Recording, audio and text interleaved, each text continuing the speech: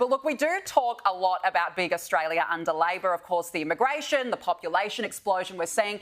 And a key part of that is the number of international students applying for study visas. Now, Labor, of course, has pledged to contain the post-COVID uptick in foreign enrolments, but ABS data has cast doubt on that, James. Yeah, well, according to the Sydney Morning Herald, over the past 2 years, student visa applications have varied from 9,000 to 20,000 a month.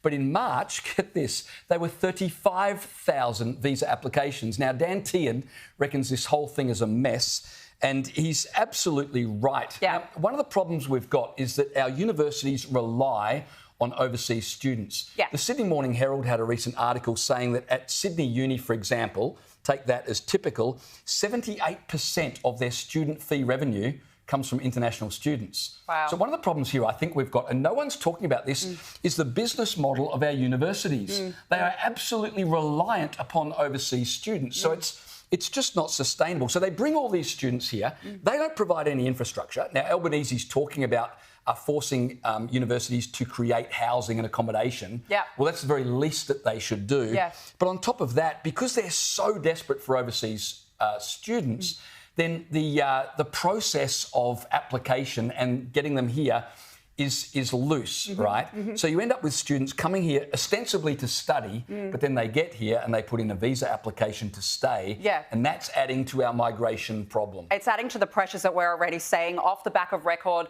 migration levels. We know 500,000 people came into the country, but you're right. I think that the only people that are actually benefiting from this is the universities themselves who are getting the money. They're certainly reaping the profits of it. But the problem we've got is, James, as we were speaking about before, is we have got a housing crisis. Where do you put these people who are coming in record numbers and these students?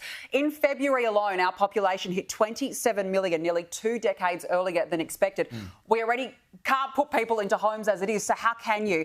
But look, nobody ever voted for a big Australia, and this is what we are facing now. The problem is that nobody's willing to have this debate. It's one that a lot of politicians from both sides, this was not front and centre at the last election. It does need to be front and centre at the next election, but it's that argument where people are too scared to talk about it. But this proof, these statistics that have come out from the Sydney Morning Herald, they need to be spoken about because it is adding to an already existing crisis. We should point out, just on that point you made about the fact that we never voted for a big Australia, this is a problem right around the Western world. Is. You've got in Ireland recently, there were massive protests against migration. Yeah. Interesting, the mainstream media completely ignored it.